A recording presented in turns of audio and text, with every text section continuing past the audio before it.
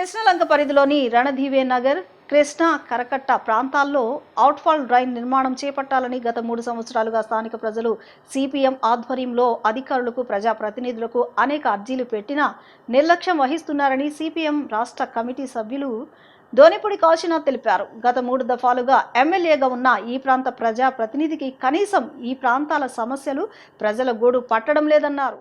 కృష్ణలంక 21వ డివిజన్లో గుర్రాలవారి వీధిలోని 108వ సచివాలయం వద్ద సిపిఎం ఆధ్వర్యంలో అవుట్ఫాల్ డ్రైనేజీ రిజిస్ట్రేషన్ పట్టాల కోసం నిన్న ధర్నా నిర్వహించారు.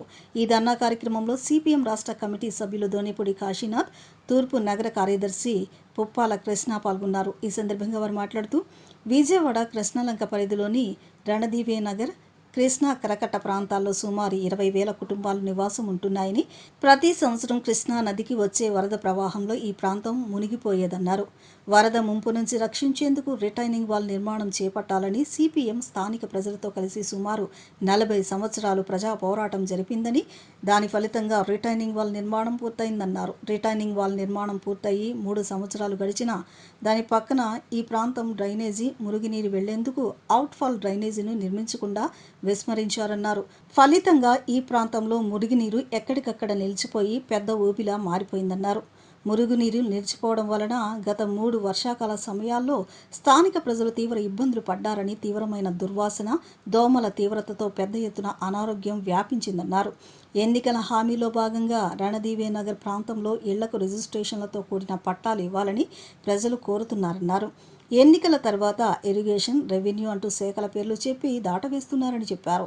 ఈ శాఖల్లో సమస్యలను పరిష్కరించి పేదలకు ఇళ్లు ఇవ్వాల్సిన బాధ్యత ఎమ్మెల్యేదన్నారు. సమస్య పరిష్కరించేందుకు మార్గాలు అనేకం ఉన్నా స్పందించకుండా ఆలోచన చేయడం లేదన్నారు. సమస్య పరిష్కారం కాకపోతే రాబోయే స్థానిక ఎన్నికల్లో ప్రజలు బుద్ధి చెప్పేందుకు సిద్ధంగా ఉన్నారన్నారు. ఈ కార్యక్రమంలో సిపిఎం తూర్పు నగర కార్యదర్శి వర్గ సభ్యులు కోరాడ రమణ, స్థానిక నాయకులు తాడి రమణ, సత్యం, కోరాడ లక్ష్మి, భవానీ తదితరులు పాల్గొన్నారు. కూటమి ప్రభుత్వం ఏర్పడి 2 సంవత్సరాలు దాటుతా ఉంది. ఈ గత 2 సంవత్సరాల నుండి కూడా అవుట్ఫాల్ డ్రైన్ నిర్మాణం చేయించమని అనేక సార్లు ఎంపీ, కలెక్టర్లు, అధికారులు, ఎమ్మెల్యేకి అనేక సార్లు విజ్ఞప్తులు చేసినా కూడా పట్టించుకునేటువంటి పరిస్థితి కనపట్ల. ఈ వర్షాకాలంలో పొరపాటున కనుక భారీ వర్షాలు కనుక కురిస్తే మళ్ళీ రణధీవే నగర్ మునిగిపోయేటువంటి ప్రమాదం ఉంది. దానికి తోడు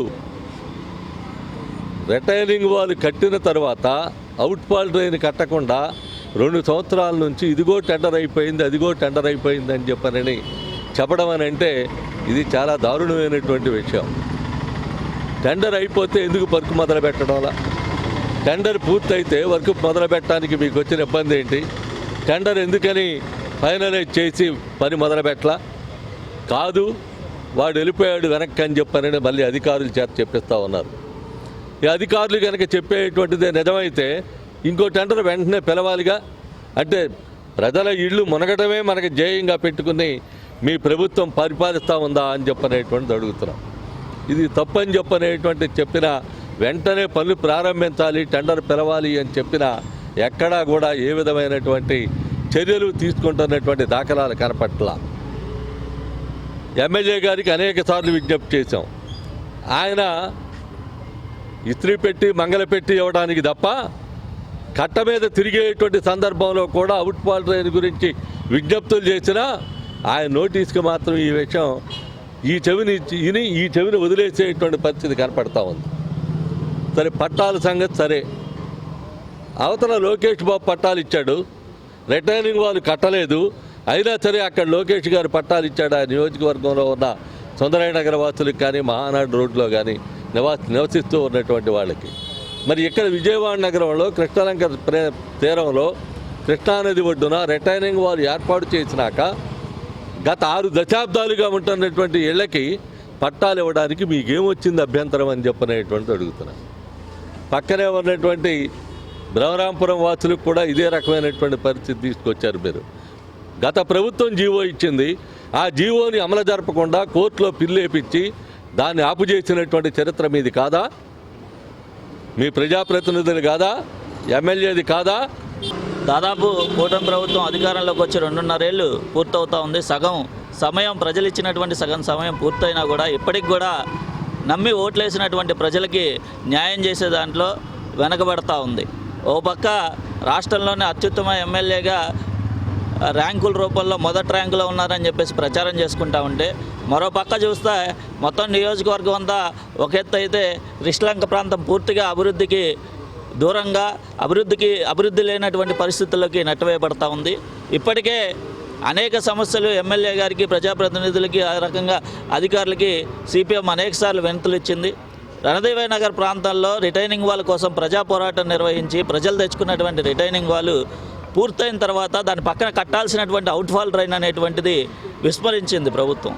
ఈ రోజున దాదాపుగా 10,000 కుటుంబాలు వాడేటువంటి మురుగునీరు వెళ్లేందుకు అవకాశం లేకుండా మురుగునీరు ఎక్కడెక్కడ నిలిచిపోయి ప్రజారోగ్యం మీద తీవ్రమైనటువంటి ఇబ్బందులు వచ్చేటువంటి పరిస్థితి, ప్రజారోగ్యం మీద ప్రభావం పడతా ఉంది. రోగాలు వచ్చి అనారోగ్యాల బారిన పడతా ఉన్నారు. పేద ప్రజల నివాసం ఉండేటువంటి ఆ ప్రాంతాల్లో కనీస డ్రైనేజ్ వ్యవస్థను కూడా నిర్మించేటువంటి పరిస్థితి 2.5 ఏళ్లలో కూడా చేయలేకపోవడం అనేటువంటిది ఎంతవరకు సమంజసం అని చెప్పేసి ఎమ్మెల్యే గారిని, అధికారులని అడుగుతా ఉన్నాం. గుంటూరు బస్టాండ్ కాంప్లెక్స్లో ఓ పోలీస్ కానిస్టేబుల్పై రౌడీ మూకలు దాడికి పాల్పడిన ఘటన చర్చనీయాంశంగా మారింది. బస్ స్టేషన్ ఆవరణలో పిల్లలు పగలగొట్టడానికి ప్రయత్నించిన వారిని అడ్డుకున్న ఆర్టీసీ కానిస్టేబుల్ ఠాకూర్పై మాజీ కార్పొరేటర్ ఎల్లావుల అశోక్ ఆయన అనుచరులు దాడి చేశారు. ఈ ఘటన స్థానికంగా కలకలం రేపుతోంది. మాజీ కార్పొరేటర్ ఎల్లావుల అశోక్ ఆయన అనుచరుడు బస్టాండ్ కాంప్లెక్స్లో నిర్మాణాలను పాడు చేస్తుండగా కానిస్టేబుల్ వారిని నిలువరించారు. ఆగ్రహించిన నిందితుడు కానిస్టేబుల్పై వెంబడించి దాడికి పాల్పడ్డాడు. సమీపాన మరో మహిళా పోలీసు ఉన్నప్పటికీ నిందితులు ఎక్కువ మంది ఉండడంతో నిలువరించే ప్రయత్నం చేయలేకపోవడం గమనార్హం. దాడికి గురైన కానిస్టేబుల్ వారి నుంచి పారిపోయే ప్రయత్నం చేసినా వెంటబడి మరీ నిందితుడు దాడి చేశారు. ఘటన జరిగి 24 గంటలు గడుస్తున్న రౌడీ మూకలపై చర్యలు తీసుకునేందుకు పోలీసులు వెనకడుగు వేస్తున్నారు. ఈ ఘటనపై ఉన్నతాధికారులు స్పందించి బాధ్యులపై చర్యలు తీసుకుని పోలీసులపై ప్రజల్లో సన్నగిల్లిన నమ్మకాన్ని నిలబెట్టుకోవాల్సిన అవసరం ఎంతైనా ఉంది. కాగా ఎదురు దాడి సంఘటనపై పోలీసులకు విరుద్ధమైన ఫిర్యాదులు అందడం, రాజీ కోసం రాజకీయ ఒత్తిడి వస్తున్నట్లు ఆరోపణలు వినిపిస్తున్నాయి. ఎన్టీఆర్ జిల్లా జీకొండూరు మండలం కట్టుబడిపాలెం వద్ద భారీ ప్రమాదం త్రుటిలో తప్పింది. ఇబ్రహీంపట్నానికి చెందిన శ్రీ చైతన్య స్కూల్ బస్సు తారకరామ కాలువలో బోల్తాపడింది. ఘటన సమయంలో బస్సులో 20 మంది విద్యార్థులు ఉన్నారు. సమాచారం అందుకున్న వెంటనే జీకొండూరు పోలీసులు సంఘటనా స్థలికి చేరుకున్నారు. స్థానికుల సహకారంతో బస్సులోని విద్యార్థులను సురక్షితంగా బయటకు తీసుకువచ్చారు. కాలువలో నీటి మట్టం తక్కువగా ఉండడంతో పెను ప్రమాదం తప్పింది.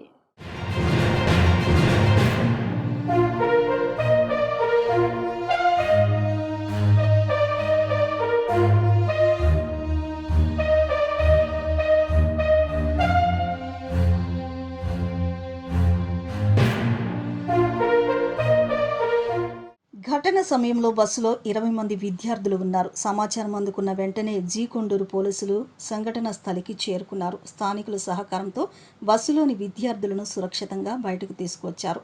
కాలువలో నీటి మట్టం తక్కువగా ఉండడంతో పెను ప్రమాదం తప్పింది.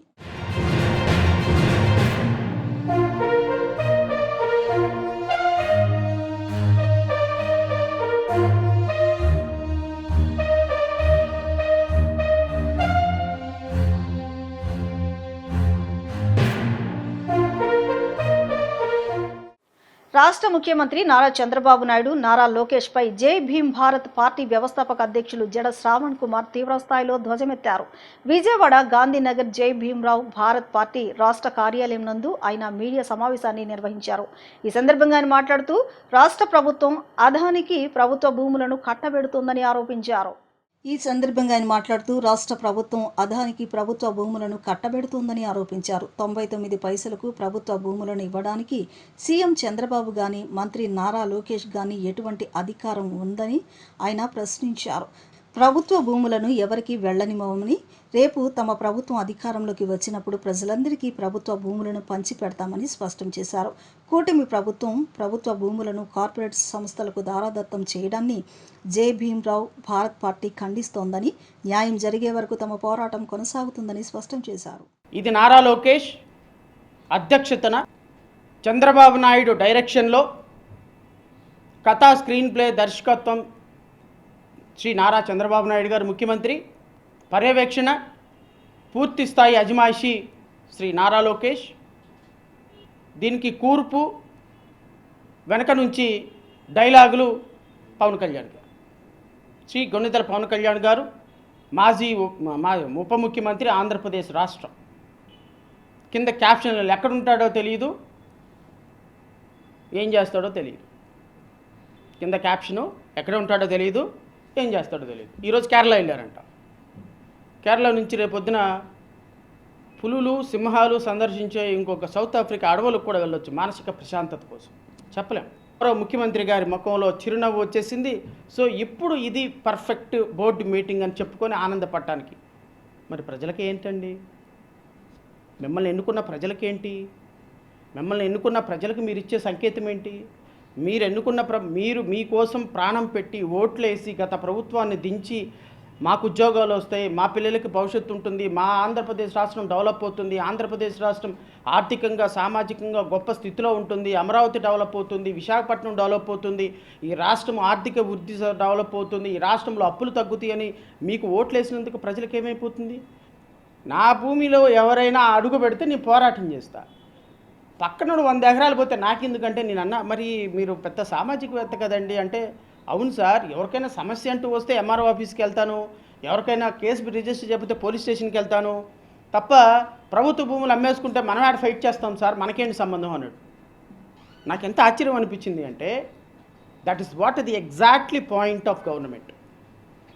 ఈ బలహీనతని మాత్రమే, కేవలం ఈ బలహీనతని ఆసరాగా చేసుకొని ప్రభుత్వ భూములని అమ్మిన, ప్రభుత్వ భూములని విధ్వంసం చేసిన, ప్రభుత్వ భూములను తమ సొంత ప్రయోజనాల కోసం సేల్ డీడ్లు చేసి అమ్మిన ఎవ్వరూ మాట్లాడరు, ఎవరు ప్రజా ప్రయోజన వ్యాజ్యాలు వెయ్యరు, ఎవరు అగ్రీవ్డ్ పార్టీ ఉండరు. కాబట్టి ఇష్టానుసారంగా వేల కోట్ల రూపాయలు ప్రభుత్వాలు సంపాదించడానికి ఒకే ఒక్క మార్గం ప్రభుత్వ భూముల విచ్చలవిడిగా ప్రజాస్వామ్య విలువలను తొంగలో తొక్కి ప్రభుత్వ భూములను తమ సొంత ప్రయోజనాలు, తమ సొంత వారికి, తమ అనుచరులకి అమ్మేసుకోవటం. విద్యార్థి దశలోనే దేశభక్తి సేవాభావాన్ని పెంపొందించుకుంటే భవిష్యత్తులో వారు సమాజానికి ఉపయోగపడే అత్యుత్తమ పౌరులుగా ఎదుగుతారని ప్రముఖ న్యాయవాది కళాపోషకులు వేముల హజరత్తయ్య గుప్తా అన్నారు. విద్యార్థుల సమక్షంలో హెల్ప్ ది హోమ్లెస్ స్వచ్ఛంద సంస్థ వారిలో దేశభక్తి సేవా బీజాలు నాటే విధంగా సామాజిక సేవా కార్యక్రమాలు నిర్వహించడం అభినందనీయమన్నారు.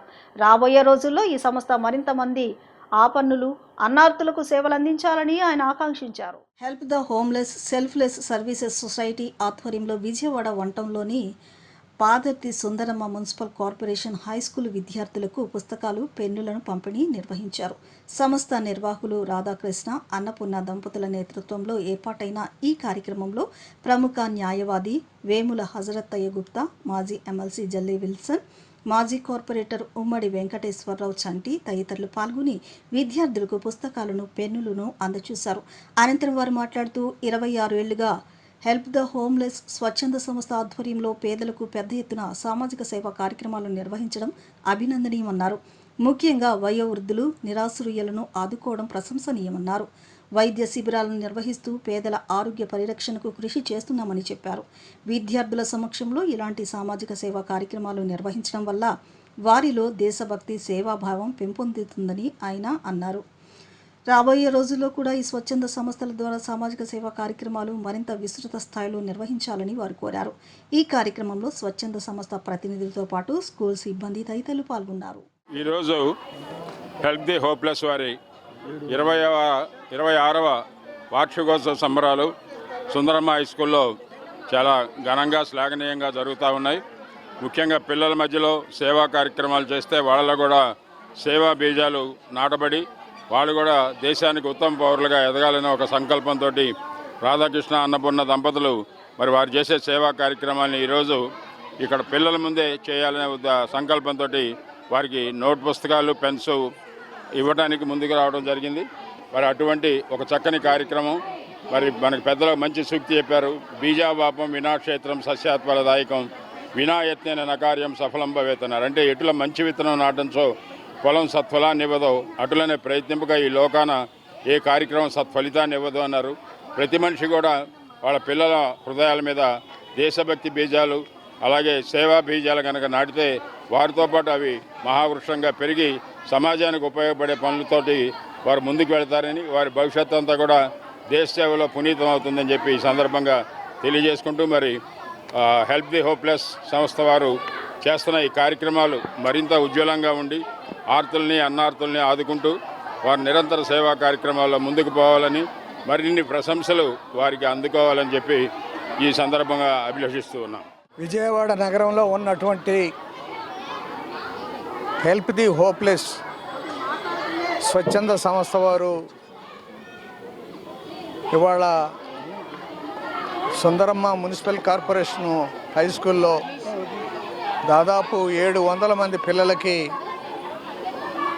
నోట్ పుస్తకాలు, పెన్నులు వారు బహుకరించడం అనేది జరుగుతూ ఉంది. వారికి ఎంతోమంది దాతలు ఈ సంస్థకి సహాయం చేసిన దాన్ని ఈ యొక్క కార్యక్రమంలో వివిధ రాజకీయ పార్టీలకు చెందిన నాయకులు, అలానే ప్రముఖులు వీరందరి యొక్క సమక్షంలో ఈ యొక్క పంపిణీ పుస్తకాలు, పెన్నుల పంపిణీ కార్యక్రమాలు చేస్తూ ఉన్నారు. హెల్ప్ ది హోప్లెస్ సంస్థ అది 23 సంవత్సరాల క్రితం స్థాపించబడిన దాదాపుగా ఒక 16-17 సంవత్సరాలుగా వృద్ధులకి భోజనం పెడుతూ, అలానే ఇటువంటి విద్యా కార్యక్రమాలను ప్రోత్సహిస్తూ, అలానే వైద్య సౌకర్యాల కోసం శిబిరాలని ఏర్పాటు చేస్తున్నటువంటి సంస్థ. ఆ సంస్థ రాష్ట్ర ప్రభుత్వంతో ఉత్తమ సేవ సంస్థగా ఇది బహుమతి తీసుకోవడం అనేది జరిగింది. గత రిపబ్లిక్ దినోత్సవం రోజున మన ఎన్టీఆర్ జిల్లా కలెక్టర్ గారి యొక్క చేతుల మీదుగా ఇవాళ ఒక మంచి దాన్ని సార్థకం చేసిన ఒక మంచి కార్యక్రమాన్ని రాధాకృష్ణ, అతని సతీమణి అయినటువంటి అన్నపూర్ణ వారి పిల్లలు ఇదే శ్వాస ధ్యాసతోటి ఉండి పనిచేస్తూ ఉన్నారు. ఇతర సేవా కార్యక్రమాలు కూడా చాలా నిర్వహిస్తున్నటువంటి కుటుంబం అది. ఈ సంస్థ చేస్తున్నటువంటి దాన్ని మన అందరం కూడా ప్రోత్సహించాల్సినటువంటి సేవా కార్యక్రమాలను ప్రోత్సహించాలని చెప్పేసి సమాజ అభివృద్ధికి తోడ్పడాలని చెప్పేసి కోరుకుంటూ నేను సెలవు. వార్తలు ముగించే ముందు ముఖ్యాంశాలు మరొకసారి.